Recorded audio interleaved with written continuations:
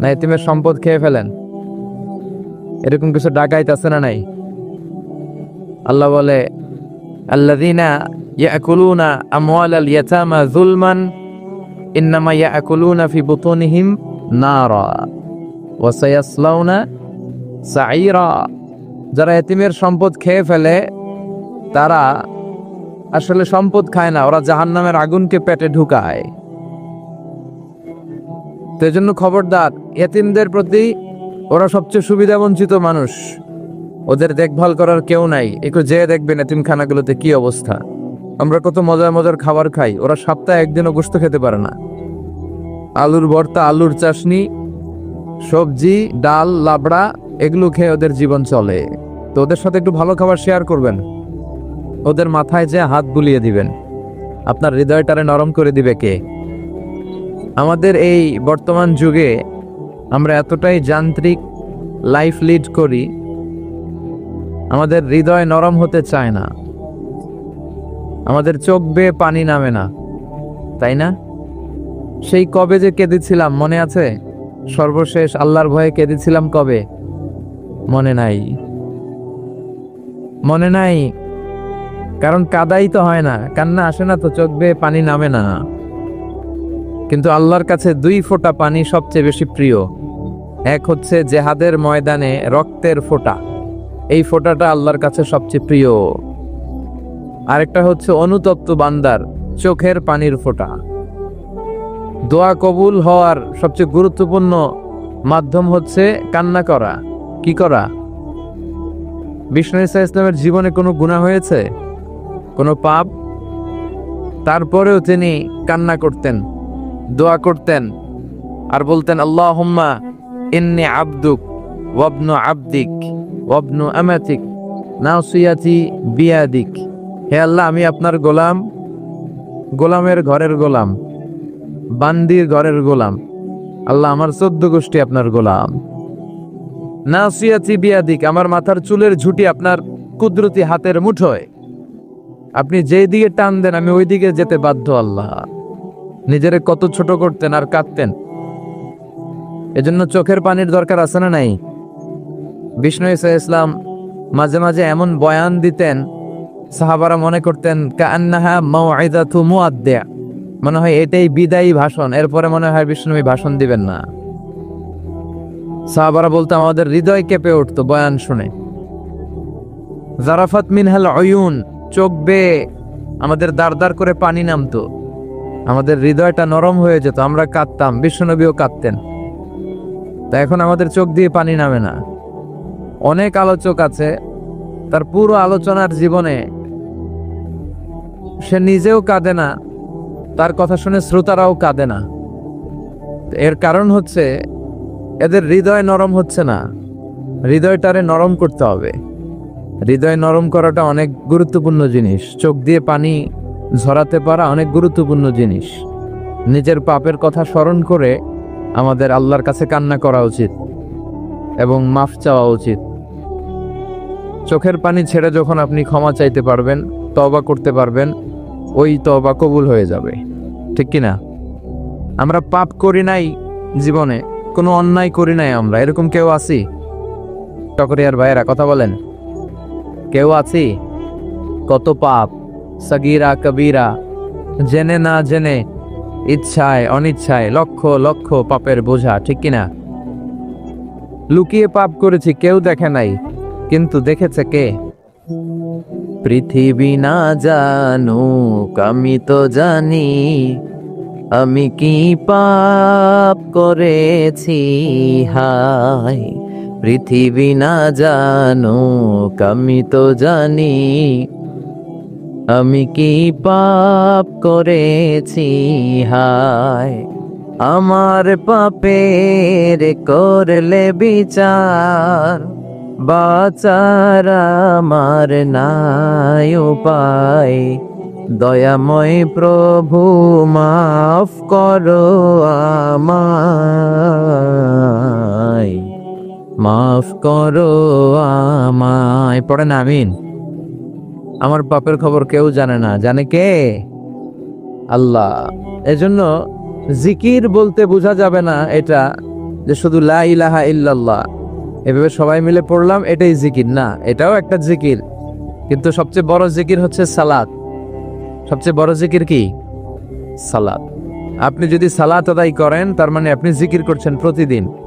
এরপরে আরেকটা দামি জিকিরের নাম হচ্ছে কোরআন। আরেকটা দামি জিকিরের নাম, আপনি যখন কোরআনের তেলাওয়াত করেন অথবা কোরআনের তাফসির পড়েন কিংবা কোরআনের বঙ্গানুবাদ পড়েন কিংবা কোরআনের তাফসির শোনেন, আপনি কেমন যেন জিকিরের মধ্যে আছেন। চিল্লা এখন ঠিক কিনা? তাহলে সালাত হচ্ছে জিকির, কোরআন তেলাওয়াত হচ্ছে জিকির। আবার এই যে প্রতি শুক্রবারে আমরা জুমার সালাতের আগে খুতবা শুনি না? কথা বলেন, এই খুতবাটাও জিকির, এই খুতবাটাও একটা জিকির। এজন্য জিকির বলতে আমরা যেন শুধু লা ইলাহা ইল্লাল্লাহ এগুলোকেই না বুঝি, আমরা আল্লাহর স্মরণে ভালো ভালো যা করি সবটাই জিকির। আর সবচাইতে শ্রেষ্ঠ জিকির হচ্ছে লা ইলাহা ইল্লাল্লাহ। মান ক্বালা লা ইলাহা ইল্লাল্লাহ মুখলিসান মিন কলবিহি দাখালাল জান্নাহ। যে ইখলাসের সাথে, সিনসিয়ারিটির সাথে, একনিষ্ঠতার সাথে একবার পড়বে লা ইলাহা ইল্লাল্লাহ, বিষ্ণু বললেন he will enter the paradise, সে অবশ্যই জান্নাতে প্রবেশ করবে। তার মানে আমল না করেও জান্নাতে ঢোকা যায়, কিন্তু ঈমান থাকা চাই। কথা বুঝতে পেরেছেন? আপনার ঈমান যদি ঠিক থাকে তাহলে আপনার পাপ কাজের কারণে আপনি শাস্তিপ্রাপ্ত হয়ে কোনো না কোনো দিন জান্নাতে ঢুকবেন। ইনশাল্লাহ পড়বেন না? আমরা জান্নাতে যেতে চাই তো। আমাদের আদি পিতা আদম আলাইহিস সালাম থাকতো কোথায়? আমাদের আদি মাতা হাওয়া আলাইহিস সালাম থাকতো কোথায়? তো বাপ মা থাকতো জান্নাতে, আমরা থাকতাম কই? কথা বলেন। ওয়া ওয়ালিদিউ ওয়া মা ওয়ালাদ, বাবার বাড়ি যেখানে পোলার বাড়িও সেখানে। একটা সার্টেন পিরিয়ডের জন্য আমরা এসেছি, আমরা আবার জান্নাতে যাব ইনশাআল্লাহ। পড়েন। এখানে আমরা যেমনি একত্রিত হলাম, আল্লাহ জান্নাতেও যেন আমরা একত্রিত হতে পারি, তুমি তৌফিক দাও। লা ইয়াস্তাবি আসহাবুন নার ওয়া আসহাবুল জান্নাহ, আসহাবুল জান্নাতি হুমুল Faizun. The people of paradise and the people of Jahannam, they are not equal. The people of paradise gain the ultimate success in life and hereafter. যারা জান্নাতি আর যারা জাহান্নামী তারা কখনো সমান হতে পারে না। যারা জান্নাতি তারা সফল, তারা সফল। এখন আমরা কই যাব, জান্নাতে না জাহান্নামে? আল্লাহ আমাদের সবাইকে জান্নাতেও তুমি একত্রিত করে দিও। আজকের মাহফিলটারে আমাদের নাজাতের ওসিলা বানাও, আমরা যেন আমাদের এই সময়গুলোরে কাজে লাগাতে পারি, তুমি তৌফিক দাও। অনেক গুরুত্বপূর্ণ একটা টাইমে আমরা বসেছি, মাগরিবের সালাতের পরে, এশার সালাতের আগে। আমাদের জীবনের সময়গুলো অনেক দামি। এই যে আপনারা যোগ বিয়োগ দিয়ে সময় বের করে আজকে তাফসির মাহফিলের জন্য এসেছেন, এই সময়টাকে যেন আমরা কাজে লাগাতে পারি, আমরা যেন কিছু শিখতে পারি, ঠিক কিনা? তাফসির মাহফিলে আমরা এক একজন এক এক উদ্দেশ্যে যাই। কেউ যাই হুজুরে দেখে আসি, একটু সবসময় ইউটিউবে দেখি। হ্যাঁ, কই দেখেন? ইউটিউবে দেখছেন কে কে? দেখি। ঠিক আছে, হাত নামান। তো এই ভালো জিনিস দেখেন। হ্যাঁ, এগুলোর পাশাপাশি আবার কুছ কুছ হোতা হ্যায়, এগুলো দেখেন না? এগুলো দেখবেন। নাচানাচের অনুষ্ঠান দেখবেন, জি বাংলা, স্টার জলসা, কিরণমালা, এগুলো দেখা যাবে। এগুলো দেশের 12টা বাজায় দিছে, চিল্লা এখন ঠিক কিনা? আছে না নাই? ছোট্ট ছোট্ট বাচ্চা এখন ক্লাস 4-এ পড়ে, 5-এ পড়ে, তো ক্লাসের ভিতরে ভাগ করে নেয় কে কার। এইটা আমার, ওইটা তোর, মানে কে কার প্রেমিক প্রেমিকা, এগুলো ভাগ করে। পরে কোন ক্লাসে? ক্লাস 4-এ 5-এ। তো এই যে ইচড়ে পাকা ছেলে পেলেগুলো এত আগে এই সমস্ত বুঝতে শুরু করেছে। তারপর এখন আবার আরেকটা পরিভাষা আছে, সবাই বলে বয়ফ্রেন্ড আর গার্লফ্রেন্ড, আছে না নাই? চকরিয়াতে আলহামদুলিল্লাহ এগুলো ঢুকে নাই, তোমাদেরও আছে। এগুলো করা যাবে না। চকরিয়ার যুবক ভাইয়েরা, এগুলো করা যাবে না। বিবাহ বহির্ভূত যে কোনো ধরনের সম্পর্ককে, এই জাতীয় এই লাভ রিলেশন, এই অ্যাফেয়ারগুলোকে হারাম করে দিয়েছে কে? এগুলো ভালো কিছু বয়ে আনে না, খারাপ ছাড়া। চিল্লায় বলেন ঠিক কিনা? তার মানে এগুলো দেখলে ভালো কিছু পাওয়া যায় না। শাশুড়ি বউয়ের মধ্যে কেমন করে ঝগড়া লাগাতে হয় আছে না নাই? হিন্দি সিনেমার মধ্যে এগুলো পাওয়া যায়। অবৈধ সম্পর্ক, ঘরে স্ত্রী রেখে পরকিয়া কিভাবে করতে হয়, এগুলো আছে না নাই? আসলে এগুলো থেকে আমরা নিজেদেরকে বাঁচাই, আর আমরা যেন আমাদের সময়কে কাজে লাগাই। বিশ্বনবী সবসময় বলতেন সময়কে কাজে লাগাও, কোনো প্রিভিলেজকে পেলে এটাকে কাজে লাগাও। বিশ্বনবী বলতেন 5টা জিনিস আসার আগে 5টা জিনিসকে কাজে লাগাও। হায়াতাকা ক্বাবলা মাউতিক, শুনতেছেন? বিশ্বনবী বলতেন সুযোগকে কাজে লাগাও। কি কাজে লাগাও? সুযোগ কি সবসময় আসে? বারবার আসে? এজন্য সুযোগকে কাজে লাগানোর দরকার আছে না নাই? বিশ্বনবী বলতেন হায়াতাকা ক্বাবলা মাউতিক, মৃত্যু আসার আগে জীবনকে কাজে লাগাও। এই জীবন আল্লাহর দেয়া সবচেয়ে দামি উপহার আমাদের জন্য, এটাকে যেন আমরা কাজে লাগাই। এরপরে বিশ্বনবী বলতেন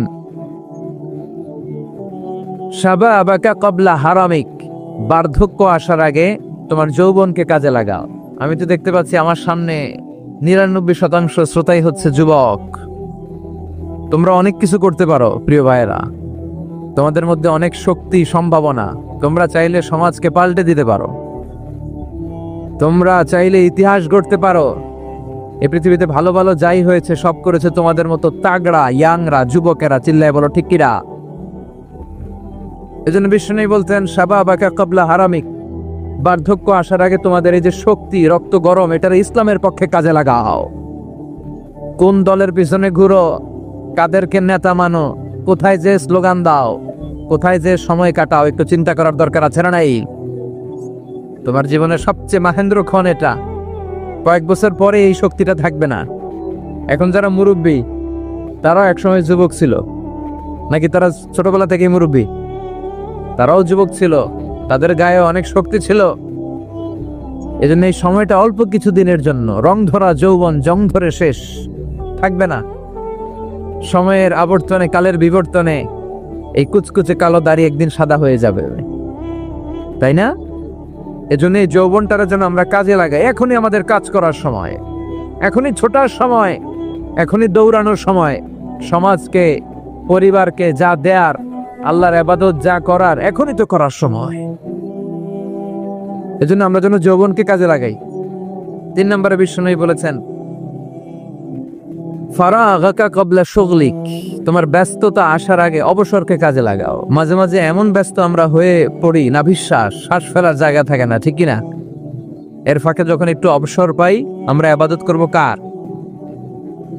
তারপর বিষ্ণু ইসলাম বলেছেন গানাকা ক্বাবলা ফাকরিক, তোমার দারিদ্রতা আসার আগে ধনাঢ্যতাকে কাজে লাগাও। আমাদের মধ্য থেকে আলহামদুলিল্লাহ যারা ধনী, আমাদেরকে ধন দিয়েছে কে? এটা কিন্তু পরীক্ষা। আল্লাহ ধনী বানিয়ে মানুষকে পরীক্ষা করে, আবার কাউকে গরিব বানিয়ে পরীক্ষা করে, ঠিক কিনা? তাই যারা সম্পদশালী হয়েছি তারা যেন এটাকে কাজে লাগাই, ইসলামের পক্ষে কাজে লাগাই। যাকাত যাদের ফরজ হয়েছে আমরা যেন যাকাত দেই। যাকাত যারা আদায় করে তাদেরকে পছন্দ করে কে? দে যাকাত তোরা দে রে যাকাত, তোর দিল খুলবে পরে, আগে খোলো খাত। দে যাকাত তোরা দে রে যাকাত, ঠিক কিনা? যাকাত দিলে আল্লাহ আপনার সম্মানকে বাড়িয়ে দিবে। বিশ্বনবী সাল্লাল্লাহু আলাইহি ওয়াসাল্লাম বললেন গানাকা ক্বাবলা ফাকরিক, তোমার দারিদ্রতা আসার আগে ধনাঢ্যতাকে কাজে লাগাও। এজন্য সম্পদশালী যারা হয়েছেন, আপনাকে সম্পদ দিয়েছে কে? চিল্লায় বলেন কে? নাকি আপনি মালিক হয়েছেন? এটা তো কারুনের স্বভাব ছিল। কারুন বলতো ইন্নামা উতীতুহু আলা ইলমিন ইনদি, আমি আমার জ্ঞান, বিবেক আর বুদ্ধি দিয়ে সম্পদ কামিয়েছি। না, তুমি তোমার জ্ঞান, বিবেক, বুদ্ধি দিয়ে কিছুই কামাতে পারো নাই। তোমাকে সম্পদের মালিক বানিয়েছে কে? এরপর বিষ্ণু সাল্লাল্লাহু আলাইহি ওয়াসাল্লাম বললেন সিহহাতাকা ক্বাবলা মারাদিক ক্বাবলা সাকমিক, তোমার অসুস্থতা আসার আগে তুমি তোমার সুস্থ সময়টাকে ইসলামের পক্ষে কাজে লাগাও। আমরা যখন অসুস্থ থাকি তখন আমাদের কিছু করার ক্ষমতা থাকে? এই যে এখন আমরা সুস্থ যে রইলাম, আমাদেরকে সুস্থ রাখলো কে? এই সুস্থতার মর্যাদা যেন আমরা বুঝি। এই 5টা জিনিস আসার আগে 5টা জিনিসকে কাজে লাগাতে বলেছে বিশ্বনবী মুহাম্মদুর রাসূলুল্লাহ সাল্লাল্লাহু আলাইহি সাল্লাম। আমরা যেন এগুলোকে কাজে লাগাই। এই যে আমাদের সময়টা আমরা যেন কাজে লাগাই, আমরা যেন ইখলাসের সাথে, ইয়াকিনের সাথে, ঈমানের সাথে কথাগুলো শুনি, এবং জীবনটাকে যেন পরিবর্তন করি। আল্লাহ তুমি তৌফিক দাও। আরো জোরে পড়ি আমিন। মাতামুহুরি ব্রিজের পূর্ব পাশে দিঘির পাড় আলামিন ইসলামী কাফেলার সিরাতুন নবী ইসলামের মাহফিল। আজকের প্রোগ্রামের মোহতারাম সভাপতি আলহাজ মাওলানা নুরুল হক সাহেব, সিনিয়র শিক্ষক, আমজাদিয়া ফাজিল ডিগ্রি মাদ্রাসা। আসছে আপনি? মাশাআল্লাহ, তাবারাকাল্লাহ। হুজুর চলে আসছে। এরপর আছেন আলহাজ শওকত উসমান শওকত, চেয়ারম্যান কাকাড়া ইউনিয়ন পরিষদ। আসছে? ওই যে দেখা হয়েছে যে, ঠিক আছে। প্রধান বক্তা আল্লামা ডক্টর, এগুলো বাদ দিবেন, শুধু মিজানুর রহমান আজহারি। আমার পরপরই কথা বলবে আল্লামা আবু ইয়াহিয়া জাকারিয়া আল হুসাইনি, ঢাকা। আচ্ছা। কথা বলবে আলহাজ মাওলানা কফিল উদ্দিন, মাওলানা আবুল কালাম সাহেব। যারাই কথা বলেছে এবং বলবে, আল্লাহ তাদের কথা থেকে কোরআন সুন্নাহর আলোকে যা আমরা শুনবো পাবো, আমরা যেন আমল করতে পারি, আল্লাহ তুমি তৌফিক দাও। আর জোরে পড়বো আমিন। আমরা আজকে কোরআনের সবচাইতে দামি সূরা থেকে কিছু কথা শুনবো, ইনশাআল্লাহ। পড়েন, বলেন কোরআনের সবচেয়ে দামি সূরা কোনটি? সবাই বলেন। একজন বলছে ইখলাস, আর আপনারা সূরা ফাতিহা, আপনারা বাকারা, ওইদিকে ফাতিহা, পিছনে দলাদলি দেখছেন? হ্যাঁ, আসলে সবচেয়ে দামি সূরা কোনটা আপনার? হ্যাঁ বলেন, কোন সূরা ছাড়া নামাজ হবে না? বাইতুল মুকাররমের ইমাম সাহেব যদি পড়ে সূরা ফাতিহা ছাড়া? কাবা ঘরের ইমাম শাইখ আব্দুর রহমান আস-সুদাই সূরা ফাতিহা ছাড়া নামাজ পড়ছে, হবে? এমনকি বিশ্বনবী নিজেও যদি সূরা ফাতিহা ছাড়া নামাজ পড়ে, ওই নামাজটা হবে?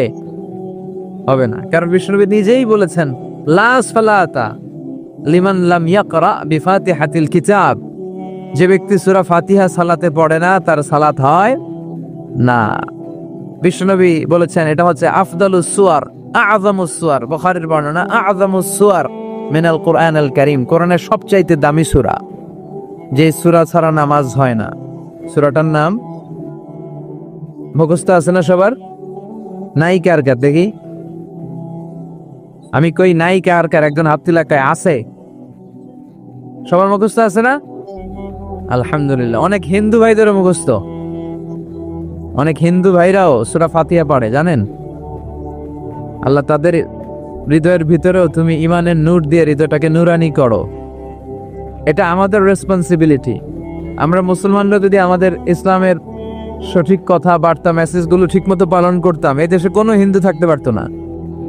সব ইসলামের সৌন্দর্য, ভালোবাসা, ইসলামের ভিতরে ঢুকলেই লাভ, এই লাভ দেখা সব কালেমা পড়ে মুসলমান হয়ে যেত, ঠিক কিনা? কারণ আমরা নিজেরাই তো মানি না, নিজেদের মধ্যে কিলাকিলি আছে না নাই? তো এগুলো দেখে হিন্দুরা ভাবে আমরা যে ধর্ম পালন করি এটাই ভালো। এজন্য আমরা আমাদের ধর্মকে, আমাদের বিশ্বাস, আমাদের ধর্ম বিশ্বাসকে যেন আমরা রিপ্রেজেন্ট করতে পারি সুন্দরভাবে, সহজভাবে। খেয়াল রাখবেন, আদ-দীনু ইউসরুন লা উসরা ফি। দিন হচ্ছে সহজ, এর মধ্যে কাঠিন্যতা নেই। ইউরিদুল্লাহু বিকুমুল ইউসরা ওয়ালা ইউরিদু বিকুমুল উসরা। আল্লাহ তোমাদের জন্য সহজ চান, আল্লাহ তোমাদের জন্য কঠিন চান না, ঠিক কিনা? আল্লাহ দিনের মধ্যে কোনো কাঠিন্যতা দেন নাই। বিষ্ণু ঈসা ইসলাম বলেছেন, বাশশিরু ওয়ালা তুনাফিরু, ইয়াসসিরু ওয়ালা তুআসসিরু। তোমরা সুসংবাদ দাও, মানুষকে দিন থেকে ভাগিও না। আমরা দিন থেকে ভাগাই, আছে না নাই? একজন কালিমা পড়ে এখনই মুসলমান হয়েছে, এরপর আমি শুরু করলাম আপনার কালকে থেকে সিগারেট ছাড়তে হবে, কালকে থেকে মদ ছাড়তে হবে, আপনার 5 ওয়াক্ত নামাজ পড়া লাগবে, সুন্নত পড়া লাগবে, এটা লাগবে, ওইটা লাগবে, এটা হারাম, ওইটা হারাম, ওইটা করা যাবে না, ওইটা নাই, ওইটা নাই। হ্যাঁ কইব, তাইলে আমিও নাই। কথা বলেন, একই বলবে আমিও এই ধর্মে নাই। এজন্য সহজ করে আপনি রিপ্রেজেন্ট করেন। আজকে যদি কেউ কালিমা পড়ে মুসলমান হয়, ওরে আপনি কিচ্ছু বলবেন না, ওরে বলবেন আসো দেখো মসজিদে কি হয়, আমাদের তাফসির মাহফিলে কি বলে, কোরআন টোরআন নিয়ে একটু ঘাটো। এরপর আস্তে আস্তে তারা সালাতে নিয়ে যাবেন, 1-2 একটা করে নিতে নিতে রমাদানে আসলে ইফতারি করাবেন আগে, এরপরে রোজার দাওয়াত দিবেন। ধীরে ধীরে সে ইসলামের ভেতরে ঢুকবে, গ্রাজুয়ালি। আল্লাহ কোনো কিছু হুট করে চাপায় দেয় না। এই আল্লাহর সুন্নতটাই আমরা ভুলে যাই। সুন্নাতুল্লাহি ফি আহকামি শরিয়া, আল্লাহ কিভাবে শরীয়তের আহকামগুলো পাঠালেন এগুলো আমরা ভুলে যাই। মদকে আল্লাহ তাআলা চাইলে একসাথে হারাম করতে পারতেন না, কিন্তু আল্লাহ তাআলা কিন্তু মদকে হুট করে হারাম করার ঘোষণা দেন নাই, তারা মদ খাওয়া বন্ধ করে দিল। এরপর আস্তে আস্তে যখন মদ খাওয়া বন্ধ করতে অভ্যস্ত হতে শুরু করেছে, আল্লাহ আয়াত নাযিল করলেন, ইন্নামাল খামরু ওয়াল মাইসিরু ওয়াল আনসাবু ওয়াল আজলামু রিজজুম মিন আমালিশ শাইতানি ফাজতানিবু। চিরকালের জন্য এই কথা বললে আল্লাহ মদকে হারাম করে দিলেন। সুবহানাল্লাহ পড়েন। দেখেন কিভাবে আস্তে আস্তে গ্রাজুয়ালি, এটাই বুঝতে চায় না অনেকে। এটা আমাদের আস্তে আস্তে যে করতে হবে, পরিবর্তনটা যে আস্তে আস্তে হবে। আগে তো হৃদয়ে জায়গা করে নেবেন মানুষের। আগে মানুষের কোথায় ঢুকতে হবে? হৃদয়ে জায়গা করে নেন। তারপর ঠিকই মানুষের একটা আত্মবিশ্বাস আপনার উপর তৈরি হবে, আস্থার জায়গা তৈরি হবে। তখন আপনি মানুষকে গাইড করতে পারবেন। শুরুতে কয় হারাম, শুরুতে কি কয়? হারাম। মানুষকে ভয় দেখায়। বিশ্বনবী নিষেধ করেছেন, ভয় দেখাবা না, খবরদার। বাশশিরু, সুসংবাদ দাও, জান্নাতের সুসংবাদ দাও, ক্ষমার সুসংবাদ দাও। আল্লাহ মহান, আল্লাহ দয়ালু। দ্য বিউটি অফ ইসলাম, ইসলামের সৌন্দর্যগুলো তুলে ধরো, বুঝাতে চেষ্টা করো যে ইসলামের নিয়মগুলো এটা স্বাস্থ্যসম্মত, এটা পরিবেশ বান্ধব, এটা আকলে ধরে, এটা সিভিলাইজড, এটা সভ্য একটা ধর্ম। এগুলো বুঝাও, সৌন্দর্যগুলো আগে মানুষের চোখের সামনে তুলে ধরো। অটোমেটিক্যালি মানুষ ইসলামের রাস্তায় চলে আসবে। চিৎকার করে বলেন ঠিক কিনা? আর শুরুই যদি করেন হারাম দিয়া, শুরুতেই করে দিলাম হারাম, কেউ শুনবে? এজন্য আমরা যেন ইসলামকে সহজ ভাবে, ইসলাম যেভাবে এসেছে সহজ পদ্ধতিতে, এভাবে যেন মানুষের কাছে পৌঁছে দিতে পারি, তাহলে মানুষ রিসিভ করতে পারবে সহজে। আল্লাহ তুমি বুঝার তৌফিক দান করো। তাহলে কোরআনের সবচেয়ে দামি সূরার নাম আরো জোরে বলেন, সূরাতুল ফাতিহা। আউয়ালুস সুওয়ার নাযালা কামিলান, কোরআনের সর্বপ্রথম যেই সূরাটা পূর্ণাঙ্গভাবে একসাথে নাজিল হয়েছে সেটার নাম হচ্ছে সূরাতুল ফাতিহা।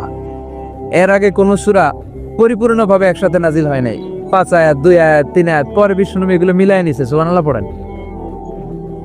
আমরা কত সহজে কোরআন পেয়ে গেলাম। বিশ্বনবী যখন কোরআনের আয়াতগুলো আসতো, তিনি পড়তে পড়তে পড়তে পড়তে মুখ দিয়ে ফেনা তুলে ফেলতেন। আল্লাহ বললেন, লা তুহাররিক বিহি লিসানাকা লিতাআজালা বি, ইন্না আলাইনা জামাআহু ওয়া কুরআনা। ও নবী, কোরআন পড়ার জন্য এত পেরেশান হবেন না। জিবরাইল এসে যখন পড়ে যায়, আপনি সিম্পলি ওনার সাথে সাথে একবার পড়েন। এই কোরআনকে আপনার হৃদয়ে ঢুকায় দেওয়ার, হেফজ করায় দেওয়ার, আপনার সিনায় রেখে দেওয়ার দায়িত্ব কার?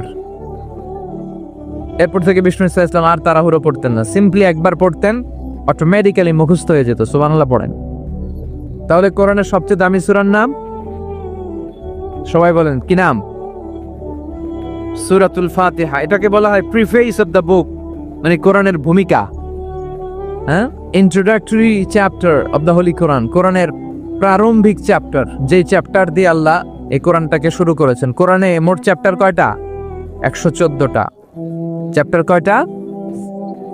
114টা। কোরআনটা খুললেই সর্বপ্রথম যে চ্যাপ্টারটা পড়ে, যে সূরাটা পড়ে, সূরাটার নাম সূরাতুল ফাতিহা। আবার বিষ্ণু বলেছেন এই সূরাতুল ফাতিহা হচ্ছে এই আল কোরআন আল কারীমের মা। সুবহানাল্লাহ কইবেন না? উম্মুল কিতাব, উম্মুন মানে মা, কেন্দ্রবিন্দু। পুরো কোরআনে আল্লাহ যা বলেছে সূরাতুল ফাতিহার 7 আয়াতের ভেতরে আল্লাহ সংক্ষেপে তা বলেছে। তার মানে পুরো কোরআনকে যদি আপনি সংক্ষিপ্ত করে দেন, সেটা সূরা ফাতিহা হয়ে যায়। আর সূরা ফাতিহাকে যদি আপনি ব্যাখ্যা করতে শুরু করেন, তাহলে পুরো কোরআন হয়ে যায়। সুবহানাল্লাহ বাড়িতে গিয়ে বললেন। এটা উম্মুল কিতাব। আবার এই সূরার আরেকটা নাম হচ্ছে সূরাতুল ওয়াফিয়া, মানে অখণ্ড সূরা। এই সূরাকে খণ্ড খণ্ড করে পড়া যায় না। কোরআনের অন্য অনেক সূরাকে খণ্ড করে পড়া যায়। কেউ সূরা আর রহমানের প্রথম 10 আয়াত প্রথম রাকাতে পড়লো, তারপরের 10 আয়াত দ্বিতীয় রাকাতে পড়লো, কোনো সমস্যা আছে? নাই। কিন্তু কেউ যদি ফজরের 2 রাকাত নামাজের প্রথম রাকাতে সূরা ফাতিহার অর্ধেক পড়লো, দ্বিতীয় রাকাতে বাকি অর্ধেক পড়লো, তার নামাজ হবে? কারণ এটা পূর্ণাঙ্গ সূরা, অখণ্ড সূরা। এই সূরাকে খণ্ড খণ্ড করে পড়া যায় না, ভাগ করে পড়া যায় না। এটা পড়লে পুরোটাই পড়তে হয়। চিৎকার করে বলেন ঠিক কিনা? আবার এই সূরার আরেকটা নাম হচ্ছে সূরাতুদ দুআ। কি নাম? দোয়া মানে কি? দোয়া করা। দোয়া মানে প্রার্থনা করা, চাওয়া, মাংনা, ফরিয়াদ করা। বিষ্ণু বলেছেন ইযা ইসতাআনতা ফাসতাইন বিল্লাহ, সাহায্য চাইতে হলে আল্লাহর কাছে চাও, কিছু চাইলে আল্লাহর কাছে চাও, সাহায্যের দরকার হলে একজনের কাছে হাত পাতো, তিনি কে? এই সূরাতে আমরা আল্লাহর কাছে চাই। আমরা প্রতিদিন নামাজের মধ্যে বলি ইহদিনাস সিরাতাল মুস্তাকিম। এটা কিন্তু অনেক দামি দোয়া, অনেকে দোয়া খুঁজে পায় না, দোয়া খুঁজে পায় না। এটা সবচাইতে দামি দোয়া, এত দামি দোয়া যেটাকে প্রত্যেক নামাজে পড়াটাকে আল্লাহ ওয়াজিব করে দিয়েছে। ও আল্লাহ, show us the right path, show us the correct path, show us the middle path। আল্লাহ, আপনি আমাদেরকে মধ্যম পন্থাটা দেখান, সঠিক রাস্তাটা দেখান, যে রাস্তায় আপনি দুনিয়াতে উঠে যাবেন আর হাঁটতে হাঁটতে দেখবেন এই রাস্তার শেষ মাথা ঢুকে গিয়েছে জান্নাতে। তাহলে কেমন করে আল্লাহর কাছে চাইবেন, কেমন করে দোয়া করবেন, এই কথাটাও এই সূরার ভেতরে আছে না নাই? এরপরে এই সূরার আরেকটা নাম হচ্ছে সূরাতুশ শিফা অথবা সূরাতুর রুকিয়া, ঝাড়ফুঁক করার সূরা। অনেকে কি দিয়ে ঝাড়ফুঁক করবে খুঁজে পায় না, আছে না নাই? আপনি সূরাতুল ফাতিহা পড়ে ঝাড়ফুঁক করবেন। অসুস্থ ব্যক্তির গায়ে সূরা ফাতিহা পড়ে ফু দিলে সুস্থ করে দেয় কে? রব্বুল আলামিন বলেন وَنُنَزِّلُ مِنَ الْقُرْآنِ مَا هُوَ شِفَاءٌ وَرَحْمَةٌ لِلْمُؤْمِنِينَ وَلَا يَزِيدُ الظَّالِمِينَ إِلَّا خَسَارًا। আল্লাহ বললেন, আমি কোরআনের মধ্যে শিফা রেখেছি, এই আল কোরআন আল কারীমের ভেতরে আমি আল্লাহ রহমত দিয়েছি। কোরআন পড়ে ফু দিলে অসুস্থ ব্যক্তিরে সুস্থ করে দেয় কে? আপনি যেই কোনো রোগে আক্রান্ত হন না কেন, আপনি যদি সূরা ফাতিহা পড়ে ফু দেন, সুস্থ করবে কে? বিশ্বাস হয় না সন্দেহ লাগে? যাদের বিশ্বাস হয় তাদের ফুতে কাজ হয়ে যাবে, আর যাদের সন্দেহ লাগে এরা হাজারবার ফু দিলেও কোনো কাজ হবে না। বিষ্ণু ঈসা ইসলাম সূরা ফাতিহা পড়ে সাহাবাদেরকে ফু দিতেন, আবার সূরা ইখলাস, সূরা ফালাক, সূরা নাস পড়ে ফু দিতেন। মা আয়েশা যখন অসুস্থ হতেন আর এসে যখন বিষ্ণু ঈসা ইসলামের কাছে বলতেন, ইয়া রাসূলুল্লাহ, আমি অসুস্থ, আপনি আমার জন্য দোয়া করেন, বিষ্ণু ঈসা ইসলাম মা আয়েশাকে সূরাতুল ইখলাস, সূরাতুল ফালাক আর সূরাতুন নাস পড়ে হাতের মধ্যে ফু দিতে বলতেন, আর বলতেন এই হাতে ফু দিয়ে তুমি হাতটা মাথা থেকে পা পর্যন্ত মাসে করো, তোমারে সুস্থ করে দিবে কে? এটার বলে তিন কুল, কুল আস-সালাসা। কি বলে? তিন কুল, সূরাতুল ইখলাস, সূরাতুল ফালাক আর একটা সূরাতুন নাস। এগুলো পড়ে ফু দিবেন, অসুস্থ ব্যক্তি সুস্থ হয়ে যাবে। আবু সাঈদ আল খুদরি রাদিয়াল্লাহু তাআলা আনহু, উনি একবার একটা সফরে বেরোলেন। উনি সফরের মধ্যে দেখলেন আরবের কিছু গোত্রের লোক এক পাশে দাঁড়িয়ে আছে, আর সবাই মিলে একজন লোককে মন্ত্র পড়ে ফু দিচ্ছে। তিনি বললেন, কি হয়েছে তোমাদের? তারা বলল, আমাদের নেতাকে সাপে কামড় দিয়েছে, বিষাক্ত সাপ, এত ভেনোমাস স্নেক, এটা আমাদের এই সর্দারকে আর বাঁচানো সম্ভব না, সে সাপের কামড়ে বিষাক্ত হয়ে এখনই মারা যাবে। আল্লাহ রাসূলের সাহাবী বললেন, তোমরা কি করতেছো? সবাই বলল, আমাদের যার যত মন্ত্র জানা আছে ফু দিচ্ছি। লোকজন পড়তেছে সুমন্তর সু কালিকুত্তার গু, এরকম এদেশে পড়ে না? হ্যাঁ, তো এগুলোতে কেউ সুস্থ হয়? কথা বলেন। আল্লাহ রাসূলের সাহাবী বললেন, কোনো মন্ত্রতন্ত্রে কাজ হবে না, আমার কাছে এমন এক জিনিস জানা আছে যেটা পড়ে আমি ফু দিব, সুস্থ করে দিবে কে? আবু সাঈদ আল খুদরি রাদিয়াল্লাহু তাআলা আনহু গেলেন, সবাইকে সরিয়ে তিনি সূরা ফাতিহা পড়লেন। উনি এর আগে জীবনে কখনো রুকিয়া করে না, এই ঝাড়ফুঁক করে না, এই প্রথম অন টেস্ট। কি করতেছে? অন টেস্ট করতেছে। উনি সূরা ফাতিহা পড়ে ফু দেওয়ার সাথে সাথে মুহূর্তের মধ্যে অসুস্থ ব্যক্তিরা সুস্থ হয়ে যায়। এবার সাহাবীদেরকে অনেকগুলো ছাগল দেয়া হলো। শুরুতে চুক্তি ছিল যে আমাদেরকে অনেকগুলো ছাগল দিতে হবে, কোনো বর্ণনায় এসেছে 30টি, কোনো বর্ণনায় তার 24। এবার সাহাবারা ছাগল নিয়ে ফিরে আসতেছেন, পথিমধ্যে প্রচন্ড ক্ষুধা লেগেছে, কয়েকটা ছাগল জবাই করে সবাই খেলেন। এরপর মদিনায় ফিরে আসলেন, সবাই বললে যে কোরআন দিয়ে ফু দিয়ে যে ছাগল আনলাম, আবার ছাগলের গোশতও খাইলাম, এটা জায়েজ হয়েছে কিনা? বিশ্বনবীর মাসালা জিজ্ঞেস করার দরকার আছে না নাই? মৃত্যু। এটার কোনো চিকিৎসা আছে না। এরপর বিশ্বনবী মধু খাইতে বলতেন। মধু কোরআনে বলা হয়েছে ফিহি শিফাউন লিন্নাস, মধুর ভেতরে মুমিনদের জন্য আছে রেমেডি, শিফা। আপনি মধু খাবেন, আপনারা সুস্থ করে দিবে কে? তো এজন্য বিশ্বনবীর শেখানো সবগুলো জিনিসের ভেতরে বারাকা। বিশ্বনবী সিঙ্গা লাগাতেন। কি লাগাতেন? আরবিতে এটাকে বলে হেজামা। পৃথিবীর অনেক দেশে হেজামা সেন্টার আছে। কি সেন্টার? হিজামা সেন্টার। এই কাপিং বলে এটাকে। প্লাস্টিকের কাপিং লাগায়, দেহের ভেতরে যে দূষিত রক্তগুলো আছে, যেখানে পেইন হয়, ব্যথা হয়, টেনে এই দূষিত রক্তটা বের করে দিবে আর আপনারা সুস্থ করে দিবে কে? বিশ্বনবী কাপিং করতেন। আমাদের বাংলাদেশেও অনেক ওই যে সাপের খেলা দেখায় যে মহিলারা, এরাও এগুলা করে উল্টা পাল্টা। এরা গান বানায়, কয় পক্ষ আয় যক্ষ আয়, সিঙ্গা লাগায়, সাপের খেলা দেখায়। আছে না নাই? এই সাপের খেলা দেখাবে, পক্ষ আয় যক্ষ আয় বলবে, আসলে কিছুই বের করতে পারে না। বিশ্বনবীর শিখানো যতগুলো পদ্ধতি আছে আমরা সেগুলো মানবো। ওগুলোর ভেতরে বরকত দিয়েছে কে? এখন গোটা বিশ্বের বিভিন্ন জায়গায় বিশ্বনবীর এই হেজামা, সিঙ্গা লাগানোটা, এটা ল্যাবরেটরিক্যালি প্রুভড হয়েছে যেটা স্বাস্থ্যকর।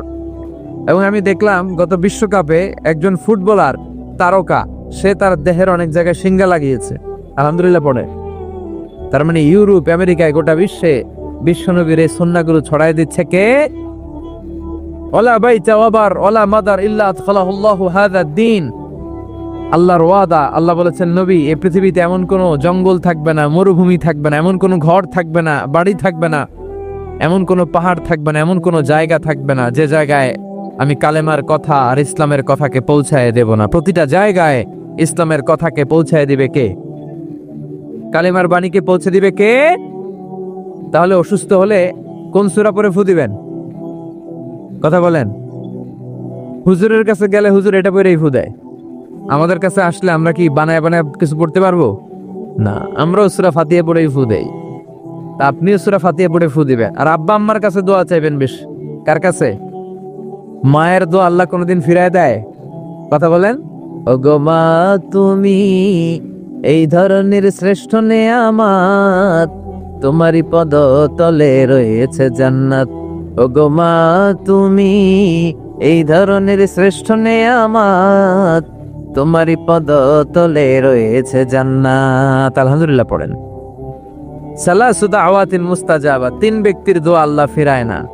এক হচ্ছে মুসাফিরের দোয়া, দুই হচ্ছে মজলুমের দোয়া, তিন হচ্ছে মায়ের দোয়া, বাবার দোয়া, ছেলে মেয়েদের জন্য হাত তুলে দোয়া করতে দেরি, ওই দোয়া কবুল হতে দেরি হয়। এজন্য মায়ের কাছে দোয়া চাইবেন তো, বাবার কাছে। গোটা পৃথিবীর সবগুলো পীর সাহেব মিলে যদি ফু দেয় আর আপনার মা যদি শুধু বিসমিল্লাহ বলে ফু দেয়, মায়ের দোয়া কবুল করে নেবে কে? কত বড় দামি সম্পদ আমাদের ঘরে আমরা জানি না। বিষ্ণু বলেছেন কিয়ামতের একটা আলামত হচ্ছে, কিয়ামতের আগ দিয়ে বিয়ের পর ছেলেগুলো মাকে ভুলে যাবে আর বউয়ের অন্যার পিছনে খালি ছুটবে, দৌড়াবে। বউ পাগলা, মারে বুলা যায়। আছে না নাই? চকরিয়াতে মাশাআল্লাহ এগুলা নাই কি? বেশি সর্বনাশ। যুবক ভাইয়েরা এগুলো করবা না। আব্বা আম্মার কাছ থেকে দোয়া নিবা। খেয়াল রাখবেন, আপনি যত নামাজ পড়েন, আপনি যত রোজা করেন, আপনি যত ইবাদত করেন, আপনি যত হজ করেন, যত দান করেন, আপনার আব্বা আর আপনার আম্মা যদি আপনার উপরে নাখোশ থাকে, আপনার ইবাদত আপনারে বাঁচাতে পারবে না। আপনি সেজদা দিতে দিতে কপালে দাগ ফেলেছেন, এই কালো দাগে আপনারা কিছু করে দিতে পারবে না যদি আব্বা আম্মা আপনার বিরুদ্ধে আল্লাহর কাছে নালিশ করে। এজন্য আব্বা আম্মার কাছ থেকে দোয়া নিতে রাজি আছেন তো? আর অসুস্থ হলে কি পড়ে ফু দিবেন? সবাই বলেন, মনে থাকবে?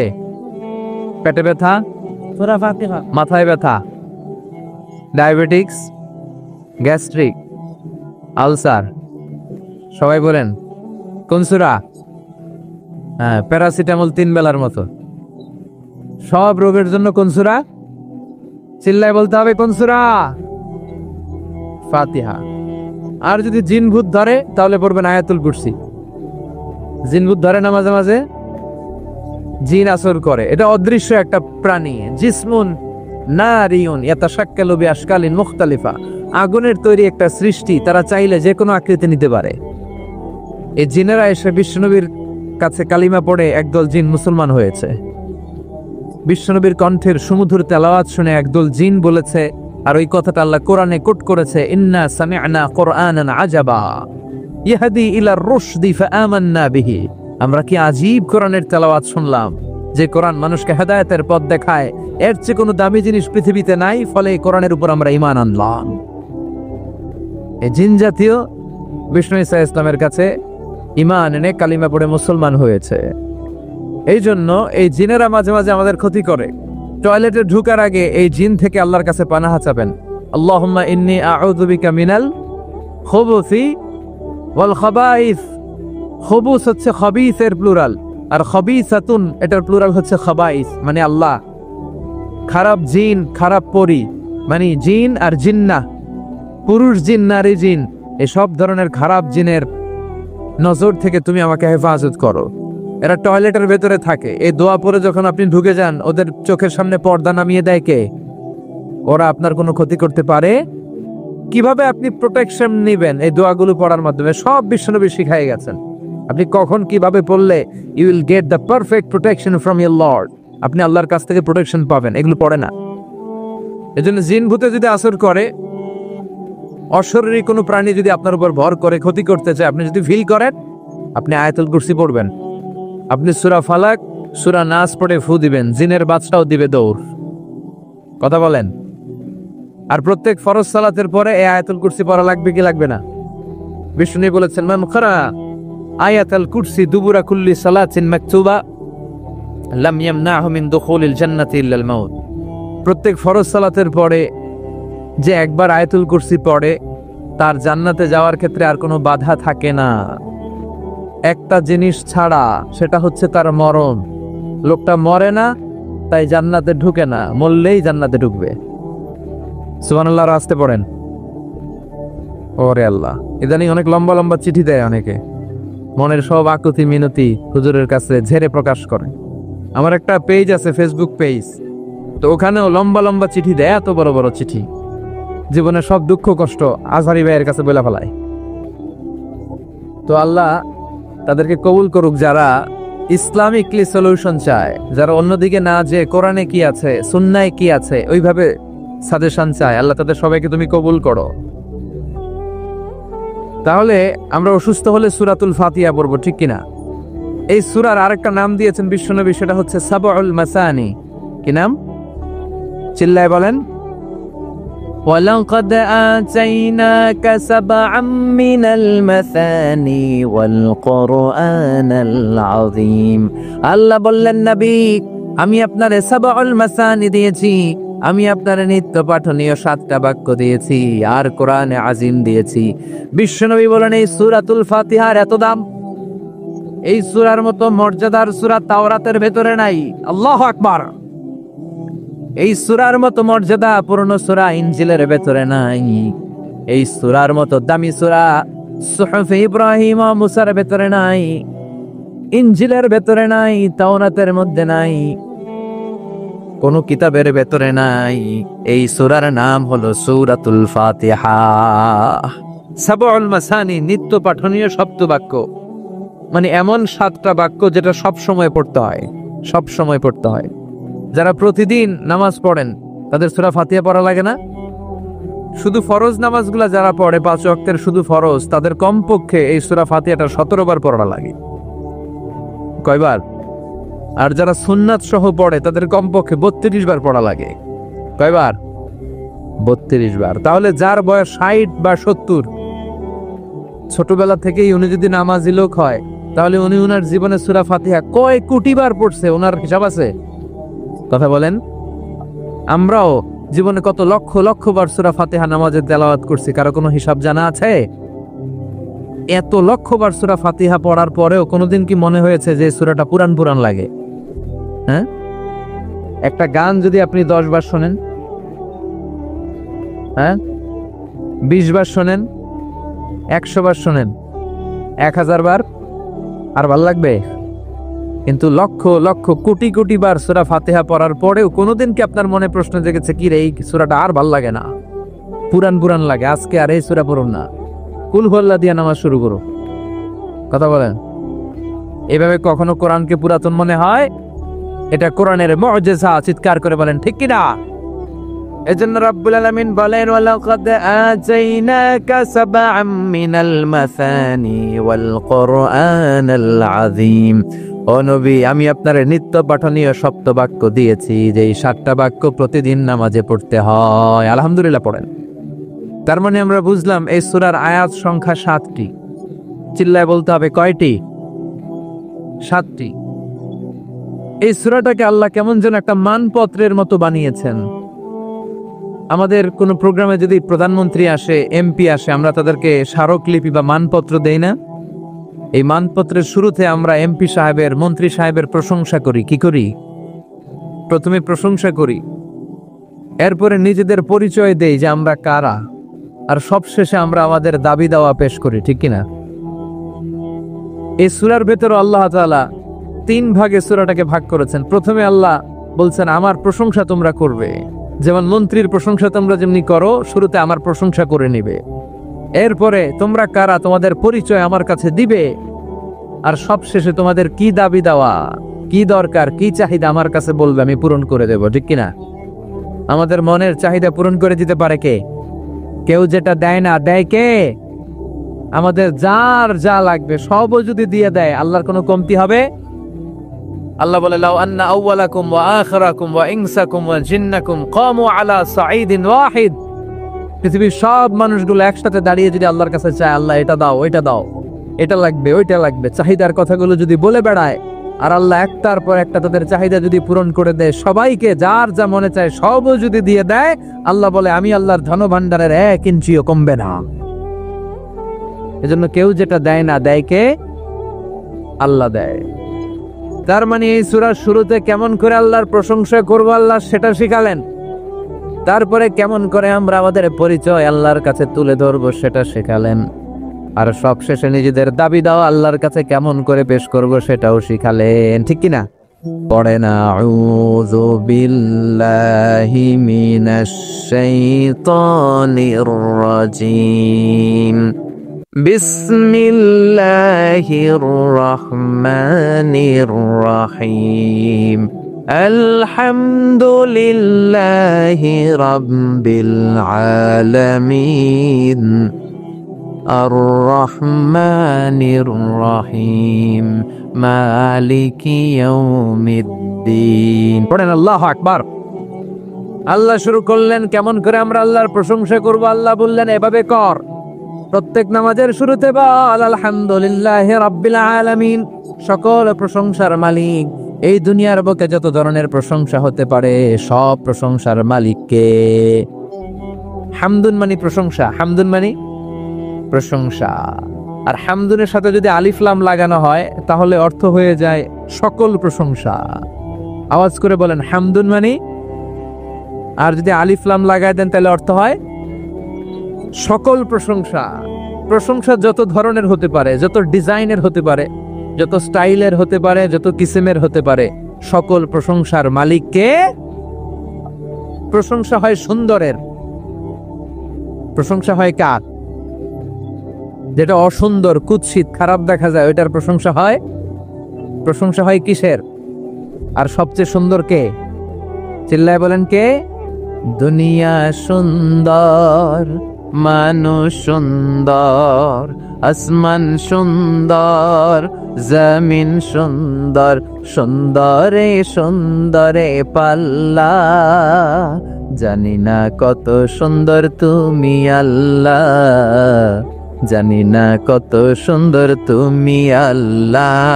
দুনিয়া সুন্দর, মানুষ সুন্দর, আসমান সুন্দর, জমিন সুন্দর, সুন্দরে সুন্দরে পাল্লা। জানি না কত সুন্দর তুমি আল্লাহ, জানি না কত সুন্দর তুমি আল্লাহ।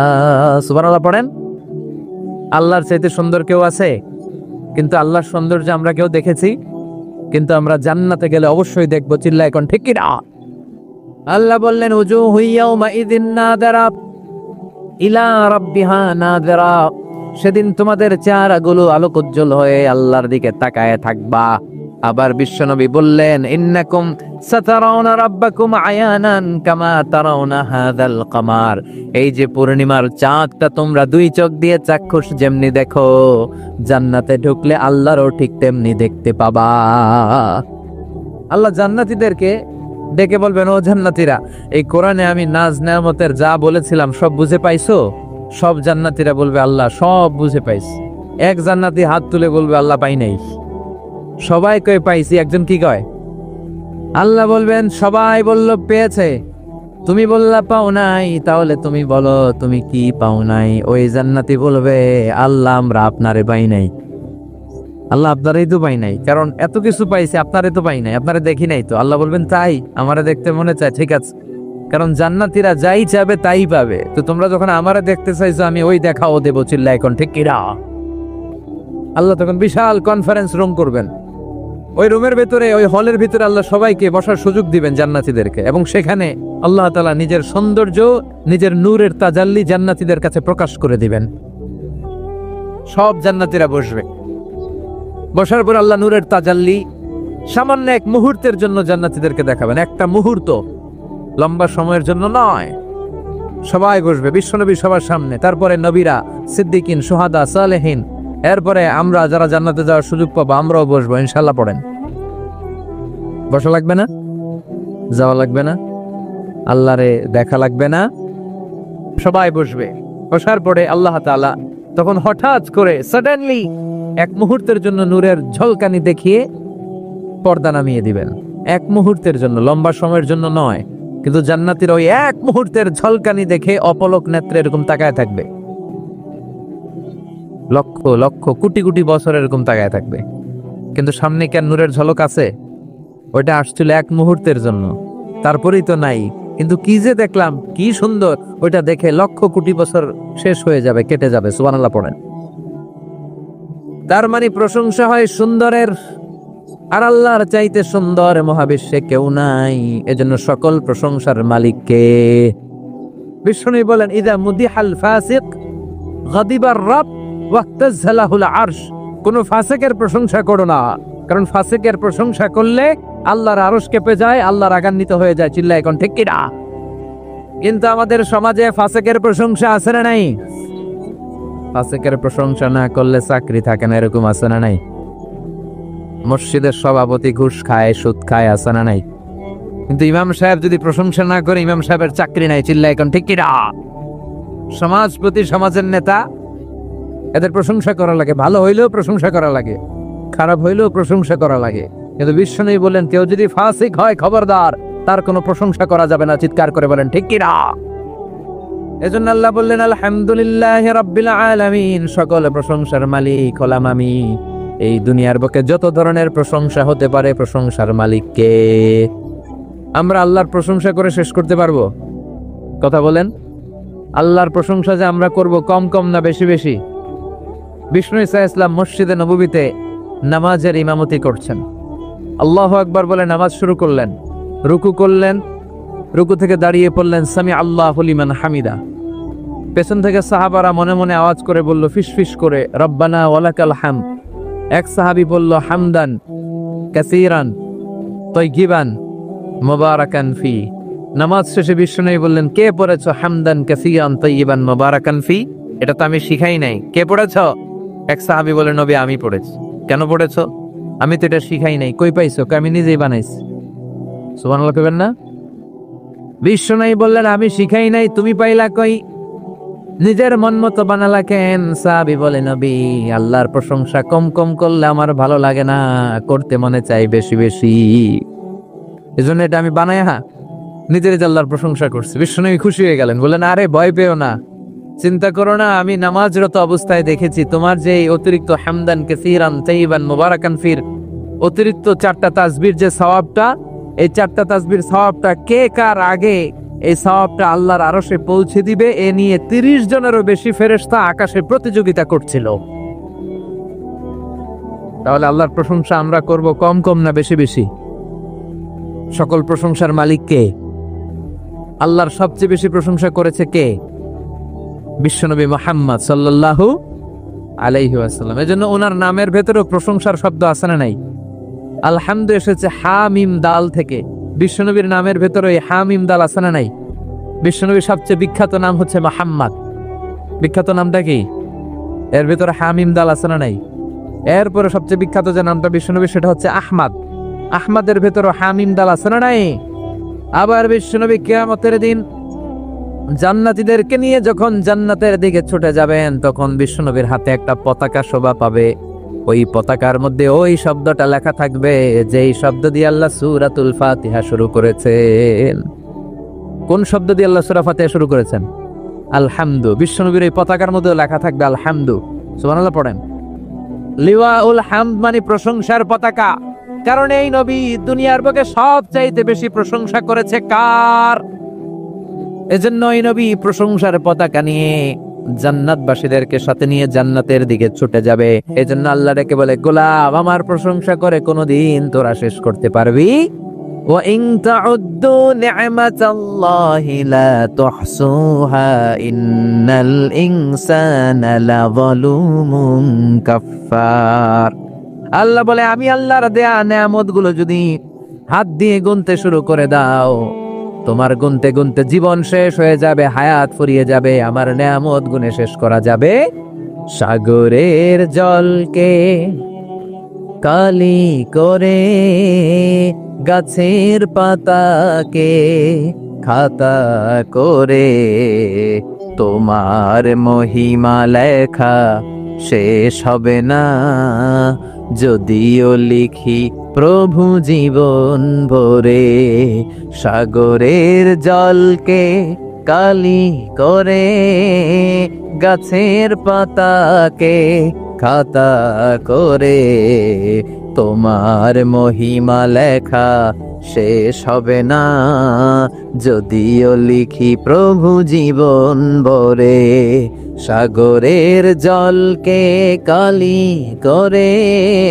ঠিক কি না? কি উপমা দিলেন আল্লাহ! পৃথিবীর সব সাগরের জল যদি কালি হয়ে যায়, আর পৃথিবীর সব গাছগুলো যদি কলম হয়ে যায়, সাগরের জল নামক কালি দিয়ে গাছের কলম, খাতা গাছের কলম দিয়ে ওই পাতার উপরে যদি আল্লাহর প্রশংসা লিখতে শুরু করে দাও, সাগরের জলগুলো শেষ হয়ে যাবে, গাছের পাতার গাছগুলো ফুরিয়ে যাবে, কিন্তু আল্লাহর প্রশংসা করে করে শেষ করা যাবে না। আল্লাহর প্রশংসা করে কোনোদিন শেষ করা যাবে? এজন্য সবসময় প্রশংসা করতে হবে কার? কম কম না বেশি বেশি? এজন্য আল্লাহ বললেন আলহামদুলিল্লাহি রাব্বিল আলামিন। সকল প্রশংসা লিল্লাহ, আল্লাহর জন্য। কার জন্য? আমরা সব সময় আল্লাহ নামের জিকির করি কি করি না? जो तो मिटाना चाहे जीवन का तृष्णा, सुबह शाम बोल बंदे कृष्ण कृष्ण कृष्ण। ওরাও ডাকে, কিন্তু ওরা ডাকে কৃষ্ণ কৃষ্ণ কৃষ্ণ, ঠিক কিনা?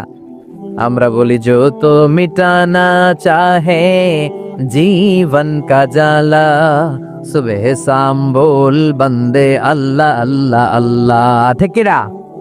আল্লাহর নামটা ভালো লাগে?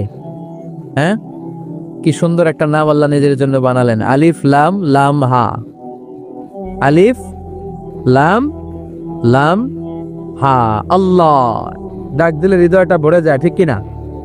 আল্লাহর একটা ডাক দেন, বলেন আল্লাহ, আবারও পড়েন আল্লাহ, আবারও পড়েন আল্লাহ। প্রথমে আল্লাহ আল্লাহ, শেষেও আল্লাহ আল্লাহ, আকাশে আল্লাহ আল্লাহ, জমিনে আল্লাহ আল্লাহ। সবাই পড়েন, প্রথমে আল্লাহ আল্লাহ, শেষেও আল্লাহ আল্লাহ, আকাশে আল্লাহ আল্লাহ, জমিনে আল্লাহ আল্লাহ। নিখিল জান গায়ে গুণগান, তার নামে গায় আমরাও গাহি তাআলা, হামদে বারি তাআলা, হামদে বারি তাআলা, হামদে বারি তাআলা। সুবহানাল্লাহ পড়েন। এজন্য হামদে বারি তাআলা যেগুলো আছে এগুলো গাবেন, এগুলো গাইলে আল্লাহর ভালোবাসা হৃদয়ের মধ্যে বাড়িয়ে দিবে কে? এজন্য আল্লাহ বললেন আলহামদুলিল্লাহ, সকল প্রশংসার মালিক হলো একমাত্র আল্লাহ। আমরা বললাম আল্লাহ, আপনি আবার কেমন আল্লাহ? আল্লাহ বললেন রব্বিল আলামিন, আমি হলাম গোটা বিশ্বের রব। রব্বিল আলামিন, গোটা বিশ্বের রব, যত জগৎ আছে সব জগৎ সমূহের রব। আল্লাহর একটা চমৎকার নাম হচ্ছে রব। আল্লাহর একটা চমৎকার নাম কি? কবরের প্রথম প্রশ্ন কি? তোমার রব কে? আমাদের রব কে? আবার আমরা যখন সালাতে রুকু করতে যাই আমরা কি বলি? সুবহানা রাব্বিয়াল, রবের নাম আছে না? এরপরে যখন সিজদায় যাই আমরা কি পড়ি? সুবহানা রাব্বিয়াল আ'লা। আবার বিশ্বনবী যখন আল্লাহর কাছে দোয়া করতেন, বিশ্বনবী রবের নামটা শুরুতে এনে দোয়া শুরু করতেন আর পড়তেন রব্বানা আতিনা ফিদ দুনিয়া হাসানাতাও ওয়া ফিল আখিরাতি হাসানাতাও ওয়া কিনা আযাবান নার। আবার তিনি পড়তেন রব্বানা যালামনা আনফুসানা ওয়া ইন লাম তাগফির লানা ওয়া তারহামনা লানাকুনান্না মিনাল খাসিরিন। আলহামদুলিল্লাহ পড়েন। তার মানে আমাদের দোয়ার ভেতরে রবের নাম আছে না নাই? রব কাকে বলে? রব মানি বিধানদাতা, রব মানি আইনদাতা, রব মানি রিজিক দাতা, রব মানি হুকুমদাতা, রব মানি চাওয়ার আগে যিনি দিয়ে দিতে পারে তিনি। চিৎকার করে বলেন ঠিক কিনা? সহজ কথায় রব কি যদি বুঝতে চান এভাবে বুঝাবো যে যার যখন যেটা যতটুকু দরকার তাকে তখন সেটা ততটুকু ফরিয়াদ করার আগেই যিনি দিয়ে দেয় তার নাম রব। সুবহানাল্লাহ পড়েন। আমাদের যার যখন যেটা লাগে দেয় কে? দেখেন মায়ের পেটের ভেতরে যখন ছিলাম, মনে আছে ওই কথাগুলো? কার মনে আছে? মনে আছে? মায়ের পেটের ভেতরে যে কেউ 8 মাস কেউ 9 মাস যে ছিলাম, কোন জগতে ছিলাম কিছু খেয়াল করতে পারি? স্মৃতির পাতা হাতরাতে হাতরাতে পেছনে গেলে কতদূর যেতে পারবেন আপনি? 2 বছর, 3 বছর, 1 বছরের ঘটনা কার মনে আছে? হ্যাঁ, 3-4 বছরের আগে তো কি কি ঘটছে মনেই নাই, ঠিক কিনা? কিন্তু তার আগে যে আপনি মায়ের পেটে ছিলেন, আপনারা খাবার দিল কে? আল্লাহর কাছে ফরিয়াদ করছিলেন, চাইছিলেন যে আল্লাহ মায়ের পেটের ভেতরে 3টা প্যাকেট দিয়ে আল্লাহ রেখেছে, ফি যুলুমাতিন সালাস, 3টা গোপনতম প্রকোষ্ঠ, এমন একটা টেম্পারেচার আল্লাহ রেখেছে যেটা আপনার স্বাস্থ্যের জন্য ভালো ছিল। ওই প্রকোষ্ঠের ভিতরে আপনার যতটুকু খাবারের দরকার ততটুকু খাবার, যতটুকু পানির দরকার ততটুকু পানি, যতটুকু অক্সিজেন দেওয়া দরকার ততটুকু অক্সিজেন সরবরাহ করেছে কে? আবার মায়ের পেট থেকে যখন বেরোলাম, আমাদের নাভির সাথে মায়ের জরায়ুর একটা কানেকশন থাকে, ওটা কেটে দেয়। কেটে দিলে বাচ্চা ওয়া ওয়া করে কাঁদে। আসলে সে আল্লাহরে ফরিয়াদ করে বলে, আল্লাহ পেটের ভেতরে 8 মাস ছিলাম, তুমি একটা লাইন দিয়ে খাবার দিছো, দেখো দুনিয়ার মানুষরা কেটে দিয়েছে, খাবো কি? আল্লাহ বলে, গোলাম চিন্তার কারণ নাই, খাবারের একটা লাইন ছিল, এর বদলে আমি তোর মায়ের বুকের ভেতরে এখন খাবারের 2টা লাইনের ব্যবস্থা করে দিলাম। পেটের ভেতরে যখন ছিলাম রিজিক দিল কে? আবার দুনিয়াতে আসার সাথে সাথে মায়ের বুকের দুধ দিয়ে রিজিকের ব্যবস্থা করলো কে? যখন মায়ের বুকের দুধ আমরা খাইতাম আমাদের দাঁত ছিল? কথা কন, দাঁত ছিল আপনাদের? দাঁত ছিল না। দুধ খেতে দাঁত লাগে না, পানি খেতে দাঁত লাগে না, তখন দুধ খেতাম, পানি খেতাম, সুজি খেতাম। বয়স যখন 2, 3, 4 বাড়তে শুরু করলো তখন আমার শক্ত জিনিস খেতে হবে, গোশত খেতে হবে, মাছ খেতে হবে, হাড্ডি চিবোতে হবে। ঠিক তখন আমার দাঁতের দরকার আছে না নাই? ঠিক যখনই দাঁতের দরকার তখনই দাঁত দিল কে? নাকি আমরা অ্যাপ্লাই করছিলাম? অনলাইন রেজিস্ট্রেশন, যাদের দাঁত লাগবে দ্রুত অ্যাপ্লাই করেন, আসন সংখ্যা সীমিত। কি অ্যাপ্লাই করছিলাম? করি নাই। যখন দাঁত লাগে না দেয়ও নাই, যখন লাগছে তখন দিয়ে দিছে, তার নাম রব। চিল্লায় বলেন ঠিক কিনা?